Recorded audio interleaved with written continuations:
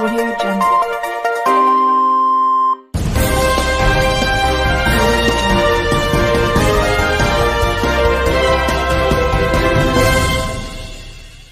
नाराजगी म्हणजे भाऊ असं आहे की आज आम्ही जेवण सुद्धा केलेलं नाही. खूप असा मोठा धक्का बसलाय आम्हाला. आम्ही एवढ्या उत्साहाने फॉर्म भरले होते आणि मी सांगू इच्छिते की मी नगर अध्यक्षासाठी मी माझा फॉर्म भरलेला आहे.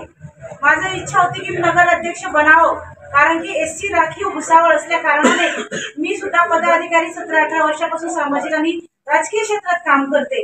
म्हणून माझी अशी इच्छा होती की मी शिवसेना शिंदे गटात प्रवेश केल्यापासून की जेव्हा मला माहिती पडलं एससी राखीव झालं, खूप आनंद झाला भाऊ.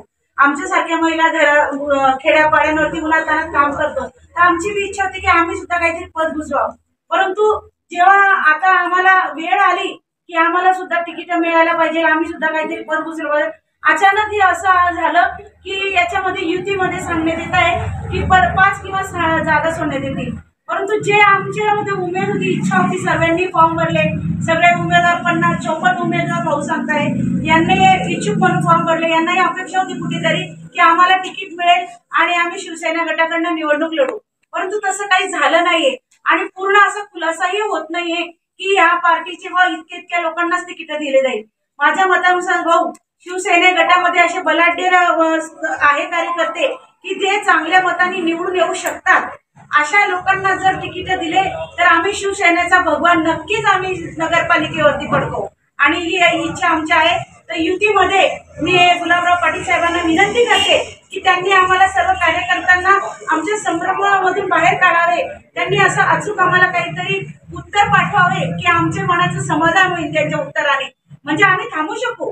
जर आम्हाला तसं समाधानकारक उत्तर जर नाही मिळालं पक्षाकडून तर आमचे सर्वांचे राजीनामे नक्कीच भाऊंसोबत जातील आणि आम्ही आमच्या पक्षाचे राजीनामे देऊ.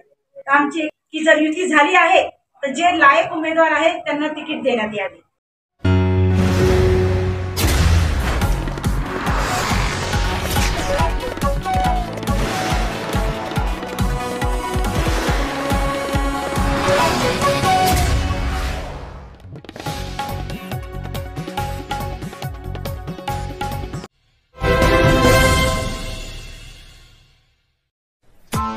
Press the bell icon on the YouTube app and never miss another update.